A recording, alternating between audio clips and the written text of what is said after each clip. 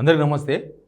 చూడడానికేమో పెద్ద మనుషులు, ఒక రాష్ట్రానికి మంత్రులు, చేసేటివేమో చాలా గల్లీ స్థాయి రాజకీయాలు. ఖమ్మం జిల్లా మంత్రుల గురించి నేను మాట్లాడుతున్నా. ఖమ్మం జిల్లాలో ఇద్దరు మంత్రులు, ఒకటి పొంగులేటి శ్రీనివాసరెడ్డి, ఇంకోటి బట్టి విక్రమార్క. బట్టి విక్రమార్క అయితే ఏకంగా మనకు డిప్యూటీ సీఎం కదా. పొంగులేటి శ్రీనివాసరెడ్డి నెంబర్ 2 ముఖ్యమంత్రి అని ఆయనే చెప్పుకున్నాడు. ప్లస్ ముఖ్యమైన శాఖలు ఆయన దగ్గరనే ఉన్నాయి. ముఖ్యమంత్రి కాదు కానీ ముఖ్యమంత్రి, ఆయన ముఖ్యమైన మంత్రి, ముఖ్యమంత్రి కాదు ముఖ్యమైన మంత్రి. ఎందుకంటే రెవెన్యూ డిపార్ట్మెంట్ ఆయన దగ్గర ఉండడం అనేది అది చాలా కీలకమైన శాఖ. ఎంతో ఎక్స్పీరియన్స్ ఉన్న వాళ్ళకు, లేకపోతే పార్టీలకి ఎంతో సేవ చేసిన వాళ్ళకి ఇస్తారు. కాకపోతే ఆయన కూడా సేవ చేసిండు ఆర్థికంగా, అందుకని ఆర్థిక శాఖ, అందుకని ఆయనకు అప్పగిపోయింది రెవెన్యూ శాఖ. రెవెన్యూ శాఖ అనేది చాలా ఇంపార్టెంట్. సరే, ఆయన ముఖ్యమైన మంత్రి ఒక ఆయన, ఉప ముఖ్యమంత్రి ఒక ఆయన. వీళ్ళిద్దరు కొట్లాట ఎక్కడ దాకా పోయిందంటే గల్లీ స్థాయి, గల్లీలో పంచాయతీ పెట్టుకున్నారు ఇద్దరు. ఏం పంచాయతీ? సున్నికినేమో అక్కడక్కడ వేదికల మీద ఇద్దరు కలిసిమెలిసి ఉన్నట్టు కనిపిస్తుంటారు, లేకపోతే ఇంకా పెద్ద మనుషులు. కానీ ఈ వ్యవహారం చూస్తే ఇంత ఇరుకు మనుషులు, ఇంత చిన్న మనుషులు, లేకపోతే పాలిటిక్స్ ఇంత నీచంగా, ఇంత దరిద్రంగా, ఇంత స్థాయిలో ఈ స్థాయిలు ఉంటాయా అనేది అర్థం చేసుకోవాలి. ఏమైందంటే ఖమ్మం జిల్లా, భద్రాద్రి జిల్లా పాల్వంచ మండలం పెద్దమ్మ తల్లి నూతన పాలక మండలి బోర్డు విషయంలో జరిగింది గొడవ. ఇది ఏమి జరిగిందంటే దానికి 13 మంది సభ్యులు ఉండాలంట, 13 మంది మెంబర్స్ మొత్తం. ఆ 13 మందిని బట్టి విక్రమార్క జిల్లా మంత్రి హోదాలో ఖరారు చేసిన, ఫైనల్ చేసినారు. దానికి ఎవరో జమ్ముల రాజశేఖర్ చైర్మన్ అంట. దానికి ఆయన వర్గం మనుషులు మొత్తం, ఆయనకు తెలిసిన, ఆయనకు సంబంధించిన మనుషులను 13 మందితో ఒక బోర్డు తయారు చేసినారు. ఇంకా ప్రమాణ స్వీకారం చేయించేదే లేటు. ప్రమాణ స్వీకారం చేయించడానికి ఏకంగా జీవో కూడా వచ్చింది, 66 జీవో కూడా వచ్చింది. బట్టి విక్రమార్క గారు జీవో కూడా ఇప్పించేసిండ్రు, అయిపోయింది. ఇక ప్రమాణ స్వీకారం చేస్తారు ఇయ్యాలనో రేపో అనంగా పొంగులేటి ఎంట్రీ అయినట. పొంగులేటి ఎంట్రీ అయ్యి ఆ జీవోని క్యాన్సిల్ చేయించేసిండు. ఆ జీవో క్యాన్సిల్ చేయించేసి ఇంకో జీవో 112, జీవో నెంబర్ 112, 112 జీవోని తీసిండు. ఆ జీవోలో ఏముందంటే ఆ బట్టి ఏదైతే టీం తయారు చేసిండో 13 మంది సభ్యులు, వాళ్ళందరినీ తప్పించేసింది. వాళ్ళు ఒక్కరు లేరు. ఈయన మళ్ళీ కొత్త టీం తయారు చేసినట్ట. కొత్త టీము తయారు చేసి వాళ్ళతోనే ప్రమాణ స్వీకార కార్యక్రమం ఏర్పాటు చేసినట్ట. చేస్తే బట్టి విక్రమార్క, ఈ మనుషులు ఉన్నారు కదా, ఈ 13 మంది ఆయన డిసైడ్ చేసిన వాళ్ళు, వాళ్ళందరూ వచ్చి అసలు ప్రమాణ స్వీకారం కూడా పెద్ద గొడవ, ఓ ఇద్దరు యువకులు ఆత్మహత్య చేసుకుంటామని ప్రయత్నం, ఇవన్నీ జరిగినాయి పాల్వంచాల. ఇక ఇద్దరేమో డైరెక్ట్ ఫైట్ లేదు, direct face to face fight చేస్తలేరు, కానీ ఇట్లా ఫైట్ చేస్తున్నారు. ఒక టెంపుల్ విషయంలో రాజకీయాలు చేయడం ఎందుకు? ఓ టెంపుల్ పాలక మండలిలో ఇద్దరు మంత్రులు కూర్చొని మాట్లాడుకొని సాల్వ్ చేసుకునే విషయము.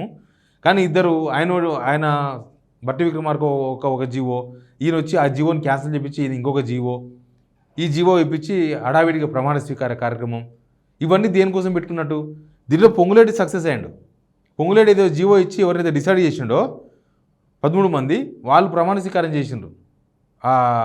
ఆందోళనల మధ్య బట్టి విక్రమార్క ఇచ్చిన జీవో పోయింది, ఆయన పెట్టిన మనుషులు పోయినరు, అందరూ పోయినరు. అసలు ఈ పాలక మండలిలో కూడా ఈ రాజకీయం ఏంది?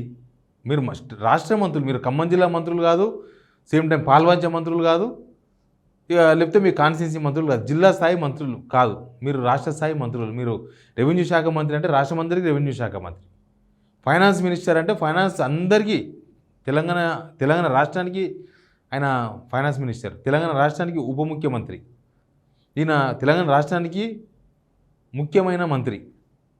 మరి ఇంత పెద్ద హోదా పెట్టుకొని ఇంత చిన్న పంచాయతీ, చాలా చిన్న పంచాయతీ, ఆ లోకల్ వాళ్ళు మాట్లాడుకున్నారంట. అసలు దీనిలో వీళ్ళు ఇన్వాల్వ్ కావాల్సిన అవసరం ఉందా? వీళ్ళు మంత్రులు అయి ఉండి ఇద్దరు కూర్చొని మాట్లాడుకునో, లేకపోతే కనసన్నలో నడిపించాల్సిన వ్యవహారాన్ని ఇంత పెద్ద వివాదం చేసి, జీవోలు ఇచ్చి, జీవోలు క్యాన్సిల్ చేయించి, ప్రమాణ స్వీకారం కాడబోయి పెద్ద గొడవలు చేసుకొని, జిల్లాల ఆధిపత్యం ఇది. జిల్లాల ఆధిపత్యం అంటే మరి బట్టి విక్రమార్క చాలా సంవత్సరాల నుంచి ఆయన చాలాసార్లు ఎమ్మెల్యే, 4 సార్లు 5 సార్లు ఎమ్మెల్యే గెలిచినట్టున్నాడు ఓడిపోకుండా. ప్రతిపక్షంలో అంటే బీఆర్ఎస్ గెలిచినప్పుడు కూడా ఆయన ఎమ్మెల్యేగా ఉన్నాడు. పొంగులేటి శ్రీనివాసరెడ్డి ఎంపీ గెలిచిండు, తర్వాత గ్యాప్ వచ్చి మళ్ళీ ఎమ్మెల్యే అయ్యాడు. సరే, ఎవరి బలం ఏందో తెలుసుకునే ప్రయత్నం చేసినేమో, బహుశా నీ బలమా, నీ ప్రతాపమా, నా ప్రతాపమా అని తెలుసుకునే ప్రయత్నం చేసినేమో. పోలీస్ పహారా, 3వ పోలీస్ పహారా పెట్టి నూతన పాలక మండలి మొత్తం కూడా ప్రమాణ స్వీకారం చెప్పించింది. దానిలో అంట అసలు స్థానికులు ఎవరు లేరంట. పొంగులేటి శ్రీనివాసరెడ్డి చేసిన ఆ టీంలో స్థానిక విలేజర్స్ ఉంటారు కదా, అక్కడ ఉన్న విలేజర్స్, ఆ లోకల్గా ఉండే వాళ్ళు ఎవరు లేరంట, మొత్తం కూడా బయటకు వచ్చిన వాళ్ళు లేరంట.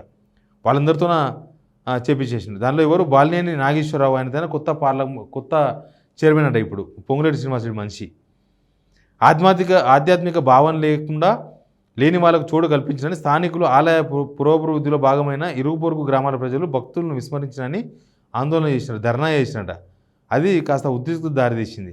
నూతన పాలక మండలిలో ఇరుగు పొరుగు గ్రామాల నుంచి తమకు ప్రాధాన్యత లేదని కేశవాపురం, జగన్నాథపురం గ్రామస్తులు ధర్నా చేసిరట. ఇక పోలీసులు ఆందోళనకారుల మధ్య ఘర్షణ, కిరోసిన్ పోసుకొని ఇద్దరు యువకులు ఆత్మహత్యయత్నం. లోపల మాత్రం బయట ఈ గొడవ జరుగుతుంది, లోపల మాత్రం దొంగతనంగా ప్రమాణ స్వీకారం చెప్పించేసింది. ఇట్లా ఇద్దరు మినిస్టర్స్ మధ్య ఇది అగాధం. యాక్చువల్గా ఇద్దరి మీద సేమ్ ఆరోపణలు ఉన్నాయి. ఇద్దరి మధ్య ఎంత గ్యాప్ ఉందో, ఇద్దరి మధ్య ఏం పడుతుందో ఏం పడతలేదో కానీ ఆరోపణలు అయితే సేమ్ ఉన్నాయి. ఈయన 10% కమిషన్, ఆయన 30% కమిషన్, సొంత పార్టీలు చెప్పుకున్న కమిషన్లు ఇవి. బట్టి విక్రమార్క వర్సెస్ పొంగులేటి శ్రీనివాసరెడ్డి. తుమ్మల నాగేశ్వరరావు పట్టించుకోడు. తుమ్మల నాగేశ్వరరావు లక్కీ డ్రా మంత్రి. తుమ్మల నాగేశ్వరరావు ఏంటంటే వచ్చినాం కాంగ్రెస్కు, అనుకోకుండా మంత్రి అయినాం, చాలు ఎంజాయ్ చేద్దాం, ఇక ఈ ఏసీ ఖమ్మం జిల్లా మొత్తం ఏదాలే, ఆ దానిలో తుమ్మల నాగేశ్వరరావు లేడు, వీళ్ళిద్దరు ఉన్నారు. ఇక ఏమనుకుంటున్నా అంటే బట్టి విక్రమార్క, పొంగులేటి శ్రీనివాసరెడ్డి ఏమనుకుంటున్నా అంటే బట్టి విక్రమార్క నా కాంపిటీషనే కాదనుకుంటాడు. ఎందుకంటే నేను పైసలు ఉన్నాయి మొత్తం నడిపించుకుంటా అని పొంగులేటి శ్రీనివాసరెడ్డి అనుకుంటాడు. పొంగులేటి శ్రీనివాసరెడ్డి మొన్న వచ్చిండు, ఆయన పెద్ద మంత్రి, ఏదో డబ్బులు పెట్టి మంత్రి అయ్యిండు, నాదే నడుస్తుంది అని చెప్పేసి బట్టి విక్రమార్క అనుకుంటాడు. ఇట్లా ఖమ్మం జిల్లాలో 3 పొయ్యిరాళ్ళు ఉన్నాయి. ఈ 3 పొయ్యిరాళ్ళు ఖమ్మం జిల్లాను ముందలవన్నీయం. ఖమ్మం జిల్లా రాజకీయాలు వీళ్ళు ముగ్గురు చేస్తారు. ఎప్పుడు ఖమ్మంలో ఎప్పుడు పార్టీలు ఉంటాయి, ఎవరి పార్టీ ఎవరి గ్రూప్ వాళ్ళది.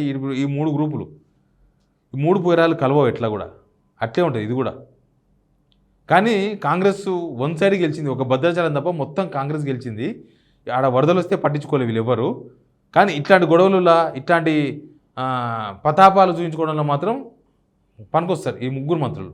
ముగ్గురు, ఒక ఆయన సైలెంట్ అయిపోయాడు, కావాలని సైలెంట్ అయిపోయాడు, కానీ వీళ్ళిద్దరు. ఎనీవే కాంగ్రెస్లో నివురుగప్పిన నిప్పులాగా ఎట్లా ఉన్నాయి రాజకీయాలు. వీళ్ళ కాడికే కాదు, చాలామంది మినిస్టర్లకు ఒకరంటే ఒకరికి పడదు. చాలామంది మినిస్టర్లు అట్లే ఉన్నారు. కోమటిరెడ్డి వెంకరెడ్డి ఒకలాకుంటాడు, ఉత్తమ్ కుమార్ ఇంకో ముఖం చూస్తుంటాడు. మా దగ్గర జూపల్లి కృష్ణారావు ఒకలాకుంటాడు, ఓ దిక్కుంటాడు, రేవంత్ రెడ్డి ఇంకో దిక్కుంటాడు. ఆయన పదవికి తప్పిస్తారని పెద్ద చర్చ నడుస్తుంది జూపల్లి కృష్ణారావు. ఇక ఏ జిల్లా పోయినా అంతే, ఏ జిల్లా పోయినా ఎవరి పంచాయతీ వాళ్ళదే. ఇప్పుడు శ్రీధర్బాబు వర్సెస్ పొన్నం ప్రభాకర్. శ్రీధర్బాబు నేనే జిల్లా మంత్రిని కరీంనగర్ అంటాడు. ఈయన సిద్దిపేట జిల్లా మంత్రి, సిద్దిపేట జిల్లాకు వస్తుంది హుస్నాబాద్ పొన్నం ప్రభాకర్. కానీ పొన్నం ప్రభాకర్ ఏమంటాడు, కరీంనగర్ నాదే అంటాడు, కరీంనగర్ ఉమ్మడి కరీంనగర్ మొత్తం నాదే అంటాడు. ఇట్లా వాళ్ళ మధ్య గొడవ. ఇట్లా ఒక్కొక్కరి మధ్య చాలా చాలా చాలా గ్రూపులు కనిపిస్తున్నాయి. ఈ ఎమ్మెల్యేలు కూడా చాలా గ్రూపులుగా విడిపోయినారు వీళ్ళ మధ్య. ఎమ్మెల్యేలు కూడా వీళ్ళ కొంతమంది, ఆయన కొంతమంది. పొంగులేటికి అయితే రాష్ట్ర వ్యాప్తంగా సపరేట్ ఒక గ్రూపే ఉంది ఎమ్మెల్యేలది. ప్రతి జిల్లాలో కొంతమంది, 1-2 ఎమ్మెల్యేలు ఉన్నారు ఆయనకు. అట్లే బట్టి విక్రమార్క ఆయనతో పాటు 1-2 చూసుకుంటాడు అటుకెళ్ళి. ఆయనకు ఒక చిన్న గ్రూప్ ఉంది. ఆయన వేరే వేరే జిల్లాల, ఇప్పుడు శ్రీధర్బాబు, బట్టి వీళ్ళందరూ ఒకటే. ఓ ప్రేమ్సాగర్ రావు మంచిర్యాల ఎమ్మెల్యే, అడ్డూరు లక్ష్మణ్, ఇట్లాంటి వాళ్ళంతా కూడా వాళ్ళ బ్యాచే. ఒక పెద్దపల్లి ఎమ్మెల్యే తప్ప అక్కడ పెద్దపల్లి ఎమ్మెల్యే ఒకరు రేవంత్ రెడ్డి మనిషి, విజయనగరం. ఇంకా మిగతా వాళ్ళందరూ శ్రీధర్బాబు మనుషులు, బట్టి విక్రమార్క మనుషులు. వాళ్ళంతా పొన్నంకు దూరం, పొన్నం నుంచి అంటి ముట్టినట్లుంటారు, పొన్నంతో పోరు అసలు వాళ్ళు. ఇక మా జిల్లాకు, మా ఉమ్మడి మామనాడు జిల్లాకు వస్తే జూపల్లి కృష్ణారావుకు అసలు జూపల్లి కృష్ణారావు ఒకటే, ఆయనకు వర్గం లేదు, ఆయన ఎవరిని గెలిపించింది లేదు, ఆయనకి ఇవ్వరు లేరాడ. ఆయన అంతా నేను జిల్లా మంత్రిని, ఎట్లా ముఖ్యమంత్రి రాడు కదా అని చెప్పేసి ఆయనే తిరుగుతుంటాడు. ముఖ్యమంత్రి హైదరాబాద్లో ఉంటాడు కదా, రంగారెడ్డి జిల్లాలో తిరుగుతుంటాడు ముఖ్యమంత్రి హైదరాబాద్ చుట్టూ. కాబట్టి మామనాడు మొత్తం ఆయనే వెళ్తున్నాడు. ఇప్పుడు ఆయనకే పులి స్టాప్ పెడదామని చూస్తుంటారు రేవంత్ రెడ్డి. అందుకే ఇట్లా మంత్రుల మధ్య చాలా ఈ అగాధాలు, వ్యవహారాలు చాలా ఉన్నాయి. ఎప్పుడు పెళ్ళుకి బయటకు వస్తుందో తెలియదు. ఇగో ఇప్పుడు ఈ ఖమ్మంలో వచ్చింది కదా, ఈయన వర్గం ఆయన వర్గం మంత్రులు ఇద్దరు. ఈయన వర్గం ప్రమాణ స్వీకారం చేస్తుంటే ఆయన వర్గం ధర్నాలు చేస్తుడు, ఆయన వర్గం జీవో ఇస్తే వచ్చి ఈయన వర్గం పెట్టి జీవో ఇచ్చుడు. ఇవన్నీ దేనికి సంకేతం? ఖమ్మం జిల్లాను ముందర పడకుండా చేసే ప్రయత్నాలు ఇవన్నీ కూడా. Please subscribe signal TV.